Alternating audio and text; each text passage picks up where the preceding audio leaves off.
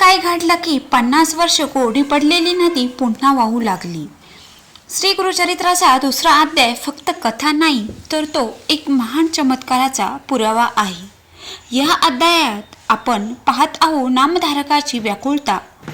त्याला श्री गुरुचे दर्शन घ्यायचे असते तेव्हा त्याला सिद्ध मुनी भेटतात आणि सांगतात की भक्तीमध्ये किती शक्ती असते। सिद्ध मुनी कथा सांगतात की ज्या ठिकाणी श्री गुरुचे पाय लागले तेथे 50 वर्षापासून आटलेला संगम पुन्हा दुतडी भरून वाहू लागला। हा अध्याय आपल्याला शिकवतो की गुरु म्हणजे केवळ व्यक्ती नाही तर ते साक्षात परब्रह्म आहे। या अध्यायाचे महत्त्व हा अध्याय वाचल्याने मनातील भीती नष्ट होते, कर्माचे दोष दूर होतात आणि सर्वात महत्त्वाचे म्हणजे तुमच्या आयुष्यात गुरुकृपेचा मार्ग मोकळा होतो।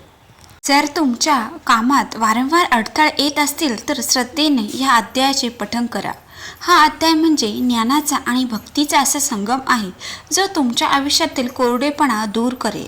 दत्त महाराजांच्या अशाच अद्भुत कथा आणि अध्यायासाठी आत्ता चॅनलला सबस्क्राईब करा आणि कमेंटमध्ये अवधूत चिंतन श्री गुरुदत्त नक्की लिहा। श्री स्वामी समर्थ।